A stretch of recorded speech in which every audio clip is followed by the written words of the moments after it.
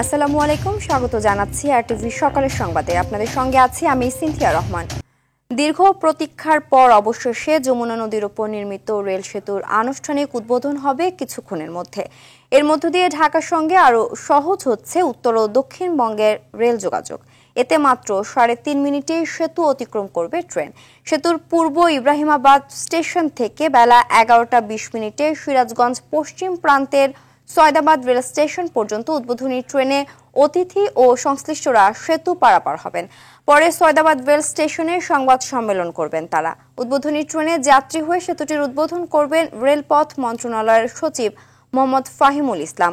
এ সময় আরও উপস্থিত থাকবেন যমুনা রেল সেতুর অর্থায়নকারী প্রতিষ্ঠান জাইকা ও রেলপথ মন্ত্রণালয়ের ঊর্ধ্বতন কর্মকর্তারা। 4.8 কিলোমিটার দৈর্ঘ্যের এই রেল সেতুটি 16,780 কোটি 96 লাখ টাকা ব্যয়ে নির্মিত হয়েছে।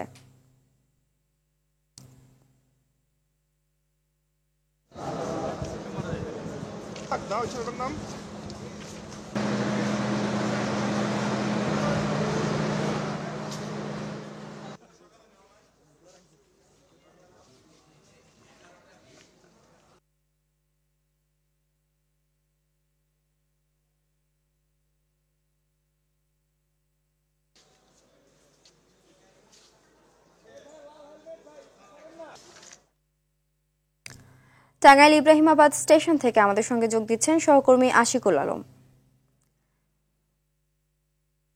আশিকুল, যমুনা রেল সেতুর উদ্বোধনের আনুষ্ঠানিকতা সম্পর্কে আমাদের বিস্তারিত জানাবেন।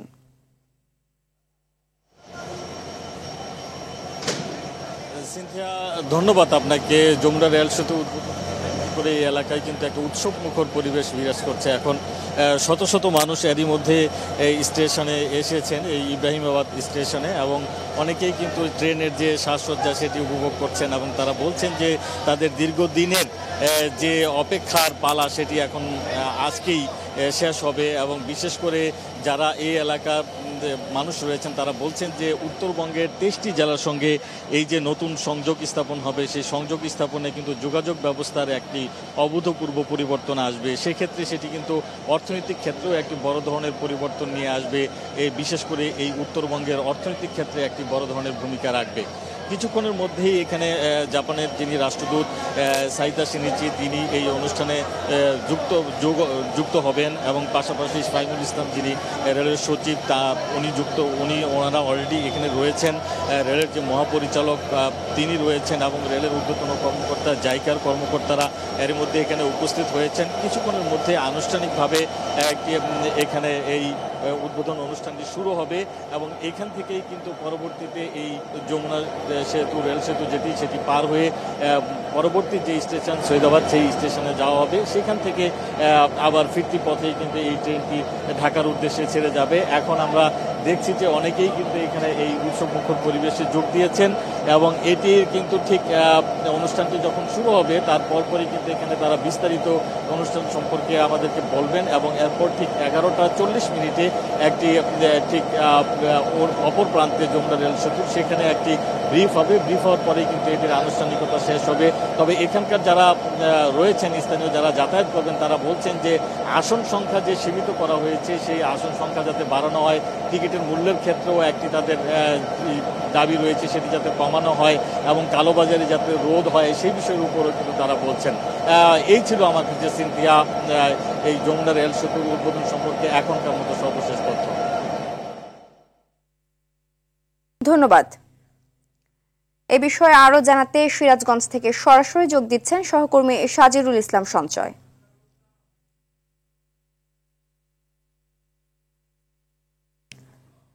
সঞ্চয়, সেতুটি উদ্বোধনে রেল যোগাযোগে কি ধরনের পরিবর্তন আসবে জানাবেন?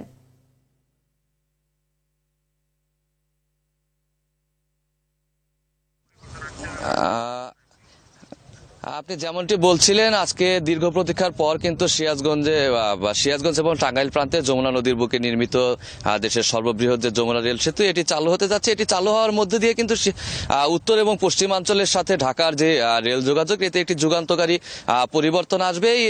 এই যুগান্তকারী পরিবর্তন আসবে। আপনারা জানেন যে আজ অবধি যে যমুনা সড়ক সেতুর সাথে যে রেল সেতুটি ছিল সেটি দিয়ে রেল চলাচল করার পথে কিন্তু আসলে প্রায় 20 থেকে 25 মিনিট সময় অতিবাহিত হতো এই যমুনা সেতু অতিক্রম করতে, যেটি কিন্তু আজকে থেকে আর প্রয়োজন হবে না। আজকে থেকে কিন্তু 3 থেকে 4 মিনিটের মধ্যেই কিন্তু যমুনা সেতু অতিক্রম করবে ঢাকা থেকে উত্তরাঞ্চলের যে ট্রেনগুলো ছেড়ে আসে কিংবা উত্তরাঞ্চল থেকে ঢাকার দিকে যে ট্রেনগুলো ছেড়ে যায়, এগুলো কিন্তু 20 মিনিটের জায়গায় কিন্তু এখন 3 থেকে 4 মিনিটে কিন্তু সেতু অতিক্রম করবে। আরেকটি বিষয় যে এই সেতুটি দিয়ে কিন্তু আজকে থেকে প্রায় 22 ধরে অর্থাৎ 44টি ট্রেন কিন্তু নিয়মিত চলাচল করবে। এবং সর্বশেষ এই রেল সেতু পরিদর্শনে এসে রেলের মহাপরিচালক আমাদেরকে যেমনটি জানিয়েছিলেন যে এই সেতুটি চালু হওয়ার ফলে কিন্তু এখন থেকে প্রায় 80টি ট্রেন কিন্তু এই সেতুটি দিয়ে চলাচলের সক্ষমতা রয়েছে। তো আসলে বলা চলে যে এক কথায় যে যমুনা রেল সেতু চালুর মধ্য দিয়ে উত্তরাঞ্চল এবং পশ্চিমাঞ্চলের সাথে রাজধানীর যে রেল যোগাযোগ এতে একটি সুদূর প্রসারী একটি প্রভাব পড়বে। তো এই ছিল আমার কাছে সিরাজগঞ্জের রেল সেতু থেকে সর্বশেষ খবর। ধন্যবাদ। পবিত্র ঈদ উল ফিতর উপলক্ষে আন্তনগর ট্রেনের অগ্রিম টিকিট বিক্রি শুরু হয়েছে। আজ 28 মার্চের ট্রেনের অগ্রিম টিকিট বিক্রি হচ্ছে। সকাল 8টা থেকে অনলাইনে টিকিট বিক্রি শুরু হয়েছে। রেলওয়ের পশ্চিমাঞ্চলের ট্রেনের টিকিট পাওয়া যাচ্ছে। দুপুর 2টা থেকে পূর্বাঞ্চলের আন্তনগর ট্রেনের টিকিট বিক্রি শুরু হবে। বরাবরের মতো এবারও আন্তনগর ট্রেনের 7 দিনের অগ্রিম টিকিট বিশেষ ব্যবস্থায় বিক্রি করা হচ্ছে। শতভাগ টিকিট অনলাইনে বিক্রি করা হবে। তবে অনলাইনে টিকিট কাটতে না পেরে অনেকে কমলাপুর রেল স্টেশনে এসে ভিড় করছেন। তারা বলছেন সকাল 8টা থেকে তারা চেষ্টা করেও টিকিট কাটতে পারেননি। মাত্র 4-5 মিনিটের মধ্যে সব টিকিট বিক্রি হয়ে গেছে। সিন্ডিকেটকে দুষছেন সাধারণ মানুষ। এদিকে গাবতলী, মহাখালী ও সায়দাবাদ থেকে ঈদের অগ্রিম বাসের টিকিটও বিক্রি হচ্ছে। অনেক বাস অনলাইনে টিকিট বিক্রি করেছে। এ কারণে বাস টার্মিনালে যাত্রীদের ভিড় কম।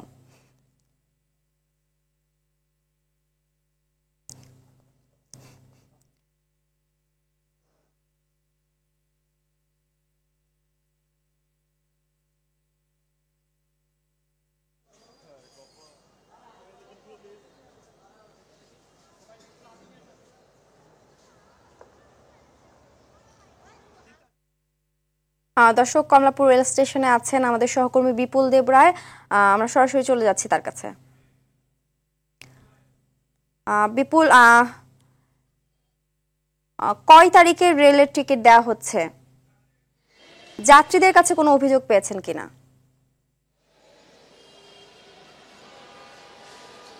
আসলে আজকে সকাল 8টা থেকে আগামী 28শে মার্চে যে টিকিট বিক্রি সেটি শুরু হয়েছে এবং পুরো টিকিটের কার্যক্রমটি অনলাইনে শুরু হয়েছে।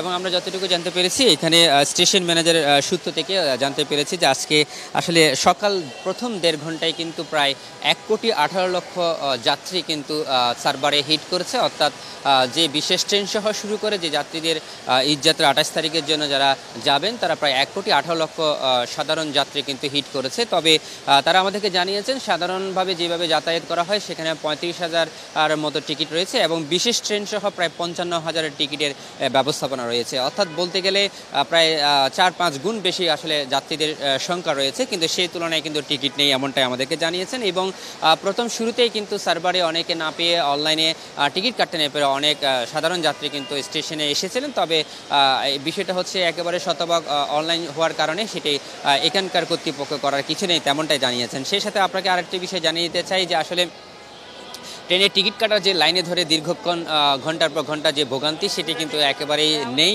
বলা যাচ্ছে। স্টেশনের যে কাউন্টারগুলো একেবারে ফাঁকা রয়েছে, অর্থাৎ যেগুলো সাধারণ যাত্রী অর্থাৎ যেগুলো এখন চলাচল করছে সেগুলো ছাড়া অন্য ঈদের কোনো যাত্রী কিন্তু এখানে নাই বললেই চলে। সেই সাথে আপনাকে আরেকটা বিষয় জানিয়ে দিতে চাই, সেটি হচ্ছে এবারের ঈদ যাত্রাকে নির্বিঘ্ন করতে অন্যান্য বছরের মতো বিশেষ যে সার্ভিসের ব্যবস্থা করা হয়েছে। আমরা গত বছরও দেখেছি যে এখানে প্রায় 12 থেকে 10টি জোড়া ট্রেনের ব্যবস্থা ছিল, তবে এবার বিশেষ ট্রেনের ব্যবস্থা করা হয়েছে 5 জোড়া এবং এই 5 জোড়া ট্রেনের মধ্যে দিয়ে কিন্তু বাকি সাধারণ যে ট্রেনগুলো ছিল ওগুলোর সাথে সম্পৃক্ত করে কিন্তু একসাথে প্রায় 55,000 মতো যাতায়াতের যে বিষয় সেটি রাখা হয়েছে। তবে আমাদেরকে স্টেশন ম্যানেজার জানিয়েছেন যে আসলে প্রতি বছরের মতোই কিন্তু চাহিদা সবসময় বাড়তে থাকে। এবারেও কিন্তু প্রায় 6 লাখ যাত্রীর চাহিদা রয়েছে, অর্থাৎ প্রতিদিন যে যাতায়াতের যে বিষয়টি সেক্ষেত্রে 7 দিনে প্রথম 7 দিনে প্রায় 4.5 লাখের মতো কিন্তু তারা তারা ব্যবস্থা করতে পারবে এমনটা জানিয়েছেন। সেই সাথে আরেকটা বিষয়, সেটা হচ্ছে মনিটরিং যে সেলের যে বিষয়টি, অর্থাৎ যাত্রীদের নিরাপত্তার যে বিষয়টি, সেটি বজায় রাখার জন্য সরকারের পক্ষ থেকে যে মনিটরিং সেল গঠন করা হয়েছে সেটা কিন্তু ইতিমধ্যে এখন কাজ করছেন এবং ইতিমধ্যে তাদের যাত্রীদের নিরাপত্তার জন্য বিভিন্ন মাইকিং করছেন, অর্থাৎ বিভিন্ন সতর্কতামূলক কিন্তু তারা বার্তা দিয়ে যাচ্ছেন। তো এই ছিল আমার কাছে সর্বশেষ তথ্য কমলাপুর রেল স্টেশন থেকে। ধন্যবাদ। আখাউড়া সীমান্তের জাজি নদী ও কালন্দি খাল দিয়ে ভারতের আগরতলা থেকে আসা বিষাক্ত কালো পানি ঢুকছে বাংলাদেশে। দূষিত এই পানির কারণে স্থানীয় কৃষি, জীববৈচিত্র্য ও জনস্বাস্থ্য হুমকির মুখে পড়ছে। বিভিন্ন রোগে আক্রান্ত হচ্ছেন সীমান্তের বাসিন্দারা। বিশেষজ্ঞরা বলছেন, দ্রুত ব্যবস্থা না নিলে মারাত্মক স্বাস্থ্য ঝুঁকিতে পড়তে পারে স্থানীয়রা। ব্রাহ্মণবাড়িয়ার আখাউড়া থেকে মোহাম্মদ সাদ্দাম হোসেনের প্রতিবেদনে বিস্তারিত জানাচ্ছেন আব্দুল হামিদ।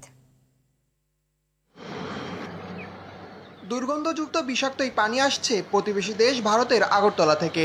সেখানকার বিভিন্ন শিল্প কারখানার দূষিত পানি আখাউড়া সীমান্তের 3টি খাল দিয়ে ছড়িয়ে পড়ছে তিতাস সহ এই অঞ্চলের বিভিন্ন নদ নদীতে। বিশেষজ্ঞরা বলছে, এই পানিতে সীসা, সালফার, দস্তা, ক্যাডমিয়াম ও আয়রনের মতো ভারী রাসায়নিক পদার্থের অস্তিত্ব পাওয়া গেছে। ফলে শ্বাসকষ্ট, অ্যালার্জি সহ নানা রোগ ছড়িয়ে পড়ছে স্থানীয়দের মধ্যে। এই কালো বিষাক্ত পানির জন্য আমাদের শরীরের চর্মরোগ, ডায়রিয়া, এবং টাইফয়েডের মতো মারাত্মক রোগগুলো হতে পারে। এলাকাবাসীদের অভিযোগ, দীর্ঘদিন ধরে দুর্ভোগ পোহালেও এখনো প্রশাসনের পক্ষ থেকে কোনো উদ্যোগ নেওয়া হয়নি। দুর্গন্ধের জন্য নাস্তাও করতে পারে না। বিষাক্ত কালো পানির কারণে আমাদের জমির উর্বরতা হারাচ্ছে। ওরা বারবার আমাদেরকে আশ্বস্ত করে যে রিফাইন করে আমাদের দেশি পানিটা ছাড়বে, কিন্তু গত 20 বছর ধরে আমরা দেখে আসছি শুধু এটা আশ্বাসই রয়ে গেছে। কালো পানিটা আমাদের পরিবেশ যেমন দূষিত করছে, পাশাপাশি পানিবাহিত রোগগুলো আমাদের দেশে আমদানি হচ্ছে। 2016 সালে বাংলাদেশে বিষাক্ত পানি প্রবেশের আগে পরিশোধন করতে ইফ্লুয়েন্ট ট্রিটমেন্ট প্ল্যান্ট স্থাপনের আশ্বাস দেওয়া হলেও এখনো তা বাস্তবায়ন করেনি ত্রিপুরা রাজ্য সরকার। আব্দুল হামিদ, RTV। বাংলাদেশে সংখ্যালঘু নির্যাতন ও হত্যা হচ্ছে মার্কিন যুক্তরাষ্ট্রের গোয়েন্দা প্রধান তুলসী গ্যাবার্ডের এমন অভিযোগ ভিত্তিহীন বলে জানিয়েছেন প্রধান উপদেষ্টা প্রেস উইং। সোমবার রাতে শফিকুল আলম তার ভেরিফাইড ফেসবুকে এক পোস্টে কথা জানান। বলা হয়, গ্যাবার্ডে এই বিবৃতি বিভ্রান্তিকর এবং বাংলাদেশের ভাবমূর্তি ও সুনামের জন্য ক্ষতিকর। এতে আরও বলা হয়, গ্যাবার্ডের মন্তব্য কোনো প্রমাণ বা নির্দিষ্ট অভিযোগের ভিত্তিতে নয়। তারা একটি সম্পূর্ণ জাতিকে বিস্তৃত এবং অযৌক্তিকভাবে প্রদর্শিত করে। এর আগে মার্কিন যুক্তরাষ্ট্রের গোয়েন্দা প্রধান তুলসী গ্যাবার্ড আজ সোমবার এনডিটিভি ওয়ার্ল্ডকে বাংলাদেশে সংখ্যালঘু নির্যাতন হচ্ছে এমন অভিযোগ তুলে উদ্বেগ প্রকাশ করেন।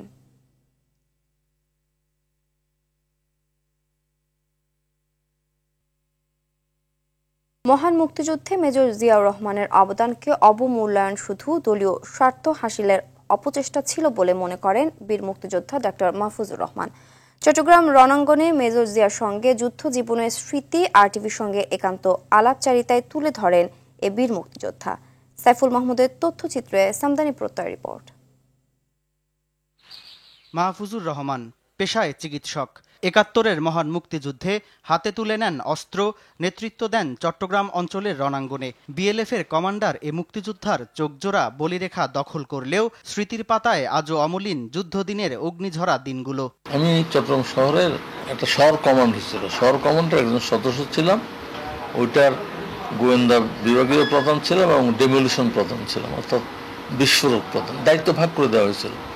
যেমন রাজাকার বা এইগুলো মারা হলো, ইঞ্জিনিয়ার হারানোর দায়িত্ব ছিল। ৬৬-এর ৬ দফা থেকে ধীরে ধীরে বিকশিত স্বাধিকার আন্দোলনের কথা উঠে আসে আলাপচারিতায়। মহান মুক্তিযুদ্ধে জিয়াউর রহমানের ঘোষণা জাতিকে লড়াইয়ের ব্যাপারে আশ্বস্ত করেছিল বলে মনে করেন ডাক্তার মাহফুজ। জিয়াউর রহমানের ঘোষণা প্রথম উনি ঘোষণা করছিলেন, I major Zia is here by declaring independence of Bangladesh. Zia রহমানের ঘোষণা কোনো সন্দেহ নাই, গোটা জাতিকে কিন্তু অনুপ্রাণিত করছে। জিয়া রহমান একজন আর্মির মেজর, উনি স্বনামে ঘোষণা দিচ্ছেন। এটা তো জনগণকে স্বাভাবিকভাবে অনুপ্রাণিত করছে যে আর্মি আমাদের সাথে আছে। মুক্তিযুদ্ধে ১ নম্বর সেক্টরে যুদ্ধ করায় মেজর জিয়ার সঙ্গে রণাঙ্গনে সরাসরি কাজ করার রোমাঞ্চকর অভিজ্ঞতার গল্প শোনান তিনি। ওই পারে দেখি যে জিয়া রহমান আমাকে দেখে দূর থেকে বলতেছে, এই মাহফুজ তুমি এখানে কেন? ধমক দিয়ে উনি আমাকে, তখনও ওই যুদ্ধ চলতেছিল, সৌপুর ব্রিজের যে ডিফেন্স ওখানে বসাই দিচ্ছে। জিয়া রহমানের প্রতি একটা ধন্যবাদ দিতে হয় যে এতগুলো গ্রুপ উনি পাঠাইলেন, তারপর নাম ধরে মনে রাখা এটা সাংঘাতিক ব্যাপার। যাক ওখানে বসায় দেওয়ার পরে আর্মিদের সাথে বসতে আর ভালো লাগে না, আর অপেক্ষমান ওখান থেকে পালায়া আমাদের গ্রুপ নিয়ে চলে গেছে রামগড়। মুক্তিযুদ্ধ প্রকৃত জনযুদ্ধ ছিল বলে মনে করেন এ বীর যোদ্ধা। দেশের গেরিলারা পাকিস্তানি হানাদারদের মনোবল দুর্বল করতে পেরেছিল বলেই দ্রুত স্বাধীনতা অর্জন সম্ভব হয় বলে অভিমত তার। দেশের মুক্তিযুদ্ধ ছিল শতভাগ জনযুদ্ধ। বাঙালি মাত্রই এই যুদ্ধে কেউ সক্রিয় সহযোগিতা করছে, রাখছে, খাইতে দিছে এবং কোথায় কোথায় অপারেশন করতে হবে ওই সূত্রটা তারা এনে দিছে। সামদানি প্রত্যয়, RTV। ফিলিস্তিনে ফের শুরু হলো ইসরায়েলি হামলা। দেশটিতে ভয়াবহ বিমান হামলা চালিয়েছে ইসরায়েলি বাহিনী। এতে নিহত হয়েছে অন্তত 131 ফিলিস্তিনি। ইসরায়েলের দাবি জিম্মি ফেরত দিতে অস্বীকৃতি জানিয়েছে হামাস। এছাড়া যুক্তরাষ্ট্রের শর্ত না মানায় আবারও গাজায় আগ্রাসন শুরু করেছে ইসরায়েলি সেনারা। বিস্তারিত বিনিয়ামিনের রিপোর্টে। প্রথম দফায় যুদ্ধবিরতির পর ফিলিস্তিনে আবারও নেমে এসেছে ভয়াবহ ধ্বংসযজ্ঞ। দ্বিতীয় দফায় আলোচনার বদলে দেশটিতে ব্যাপক আকারে বিমান হামলা চালিয়েছে ইসরায়েল। এতে দেশজুড়ে অসংখ্য শিশুসহ শতাধিক ফিলিস্তিনি নিহত হয়েছে। দেশটির স্বাস্থ্য মন্ত্রণালয় জানায়, তীব্র হামলার মুখে গাজা উপত্যকায় নিহত হয়েছে অন্তত 80 জন। যুদ্ধবিরতির পর গাজা উপত্যকায় এটাই ইসরায়েলের সবচেয়ে বড় হামলা বলে জানায় বিভিন্ন আন্তর্জাতিক গণমাধ্যম। এদিকে ইসরায়েল জানিয়েছে জিম্মিদের মুক্তি দিতে রাজি হচ্ছে না হামাস। সেই সাথে যুক্তরাষ্ট্রের মধ্যপ্রাচ্য বিষয়ক দূত স্টিভ উইটকফের দেয়া শর্ত মানছে না সশস্ত্র গোষ্ঠীটি। তাই গাজায় আবারও অমানবিক ধ্বংসযজ্ঞ শুরুর হুঁশিয়ারি দিয়েছে দেশটির প্রতিরক্ষা মন্ত্রী ইসরায়েল কাটস। এছাড়া বিমান হামলার পাশাপাশি আবারও সড়ক পথে অভিযান চালিয়ে যাওয়ার কথা জানায় দেশটির প্রধানমন্ত্রী দপ্তর।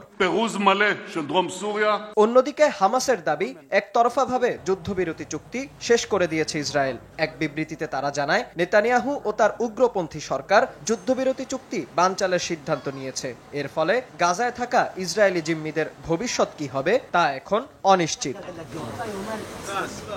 ইসরায়েলি নৃশংসতায় ফিলিস্তিনে এ পর্যন্ত প্রাণ দিয়েছে প্রায় 49,000 মানুষ।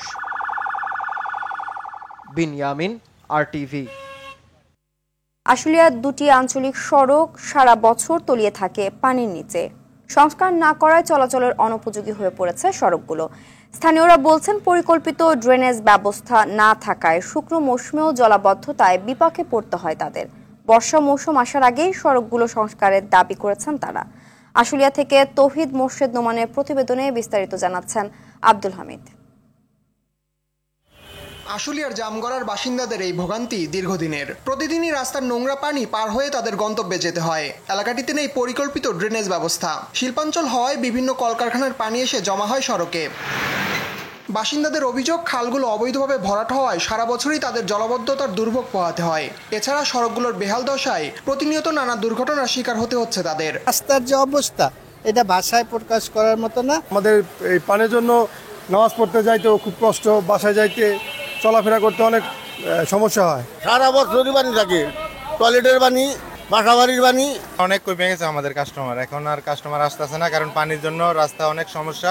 স্থানীয় বিএনপি নেতার অভিযোগ, বিগত সরকারের দুর্নীতি ও অসচেতনতায় সড়কগুলো পরিকল্পিতভাবে সংস্কার হয়নি। এখানে সংশ্লিষ্ট কর্মকর্তা এটাকে দেখে এটা যেন অতি দ্রুত এখানে একটি সমাধানে যায়, যাতে পানি নিষ্কাশনের ব্যবস্থা হয়। বিষয়টি ঢাকা আশুলিয়া এলিভেটেড এক্সপ্রেসওয়ে প্রকল্প পরিচালক মোহাম্মদ শফিকুল ইসলামকে অবগত করলে সমস্যা সমাধানের আশ্বাস দেন তিনি। আমাদের আপাতত নাম চাইনি কোনো পাঠাও, তবে আপনি একটা অ্যাপ্লিকেশন করে রাখেন, আমি আমার সুযোগ মতো করে দেব। তবে আর আশ্বাস নয়, সড়কগুলো সংস্কারে দৃশ্যমান উন্নয়ন দেখতে চান স্থানীয় ভুক্তভোগীরা। Abdul Hamid, RTV। Mister White Eid বাজার প্রসঙ্গ। ঈদ মানেই আনন্দ। এই আনন্দে বাড়তি মাত্রা যোগ করে নতুন পোশাক। ঈদে ছেলে মেয়ে ছোট বড় সবার জন্যই নতুন পোশাকের সমাহার ঘটিয়ে থাকে ফ্যাশন হাউসগুলো। চাহিদা এবং ক্রেতার পছন্দ মাথায় রেখে প্রতিবারের মতো এবারও ফ্যাশন হাউস এবং বিভিন্ন ব্র্যান্ডের আউটলেটগুলোতে ছেলেদের ঈদের পোশাকের জন্য বিশেষ সংগ্রহ পাওয়া যাচ্ছে। আর সেসব পোশাকে দেখা গেছে আধুনিকতা ও ঐতিহ্যের দারুণ মিশ্রণ। বিস্তারিত তানজিনা তাসনিমের রিপোর্টে। ঈদ উৎসবের একটি বড় অংশ জুড়ে থাকে নতুন পোশাক। ছেলে বুড়ো সবাই ঈদের জন্য নতুন পোশাক কিনে থাকেন। এসব পোশাকের ভিড়েও ছেলেদের ঈদ আয়োজনের জন্য ঈদের স্পেশাল পোশাক পাঞ্জাবি। কিন্তু ঈদের পর ঘোরাঘুরি, আত্মীয়র বাড়ি যাওয়া সহ অন্যান্য সময় ক্যাজুয়াল শার্টেই সবচেয়ে বেশি স্বাচ্ছন্দ্য বোধ করে। এজন্য ঈদ উপলক্ষে পাঞ্জাবির পাশাপাশি রং বেরঙের বাহারি নকশার shirt, T shirt, polo shirt নিয়ে হাজির হয় ফ্যাশন হাউসগুলো। ঈদ গরমের সময় হয় ফর্মাল শার্টের চেয়ে সামার ফ্রেন্ডলি ক্যাজুয়াল শার্টগুলোই ট্রেন্ডি। চলছে টি শার্টের ট্রেন্ডও। দেশি বিদেশি ব্র্যান্ডের টি শার্টগুলো পাওয়া যাচ্ছে ফ্যাশন হাউসগুলোতে। অথেন্টিক ব্র্যান্ডের জিন্স আছে, শার্ট হবে, টি শার্ট, পোলো এবং ইটিসি আর অনেক কিছু পেয়ে যাবেন ইনশাআল্লাহ। প্রিমিয়াম এক্সক্লুসিভ কিছু নিজস্ব পাঞ্জাবি আছে, প্লাস এটার সাথে ম্যাচিং করে পায়জামা হবে। এরপর আমাদের নতুন ডিজাইনের আপনার শার্ট আসছে, মানে ইয়াং জেনারেশন, আবার ফর্মাল। শার্টের সাথে রয়েছে মানানসই প্যান্টেরও চাহিদা। উজ্জ্বল ও হালকা দুই রঙই চলছে এবার ঈদে। বাজেটের সাথে মিলিয়ে কিনছেন পছন্দের এসব পোশাক। আমাদের জন্য আসলে খুবই ভালো আর কি, এবং মিনিমাম রেটটাই এখানে পাওয়া যায়। এখানে সব কিছু কোয়ালিটি ফুল আছে, বাইরের জিনিসগুলো আছে, প্যান্ট, টি শার্ট, খুব ভালো লাগছে আমার। ইফতারের পর আসলাম, দেখি কি নেওয়া যায়। এখন গেঞ্জি উঠছে কিছু, তারপর শার্ট উঠছে কিছু, এগুলো দেখি। ঈদকে সামনে রেখে ছেলেদের পোশাকে ব্র্যান্ড ভেদে শার্টের কাপড় ও বোতামের ডিজাইনে রয়েছে ভিন্নতা। তানজিনা তাসনিম, RTV, ঢাকা। IDLC পরিবর্তনের পথে বাংলাদেশ। 7 কলেজ নিয়ে দীর্ঘদিনের অচলায়তন ভেঙেছে বর্তমান অন্তর্বর্তী সরকার। এরই মধ্যে ঢাকা বিশ্ববিদ্যালয় থেকে আলাদা করে একটি স্বতন্ত্র বিশ্ববিদ্যালয় করার কাজ শুরু হয়েছে। ঢাকা সেন্ট্রাল ইউনিভার্সিটি নামে 7 কলেজের জন্য নতুন যে বিশ্ববিদ্যালয় তৈরি করার কথা জানিয়েছে বিশ্ববিদ্যালয় মঞ্জুরি কমিশন। ঢাকার এই 7 সরকারি কলেজ হলো ঢাকা কলেজ, ইডেন মহিলা কলেজ, সরকারি শহীদ সোহরাওয়ার্দী কলেজ, কবি নজরুল সরকারি কলেজ, বেগম বদরুন্নেসা সরকারি মহিলা কলেজ, সরকারি বাংলা কলেজ ও সরকারি তিতুমির কলেজ। এসব কলেজে শিক্ষার্থী প্রায় 2 লাখ, শিক্ষক 1000-এর বেশি। এই কলেজগুলো একসময় জাতীয় বিশ্ববিদ্যালয়ের অধীনে ছিল। 2017 সালের 17 ফেব্রুয়ারি রাজধানীর এই 7 কলেজকে ঢাকা বিশ্ববিদ্যালয়ের অধিভুক্ত করা হয়। 7 কলেজে শিক্ষার্থীদের আন্দোলনের পরিপ্রেক্ষিতে গত জানুয়ারিতে আলাদা করার কথা জানায় বিশ্ববিদ্যালয় কর্তৃপক্ষ। 2024-25 শিক্ষাবর্ষ থেকে সব কলেজে ঢাকা বিশ্ববিদ্যালয়ের অধীনে শিক্ষার্থী ভর্তি করা হবে না।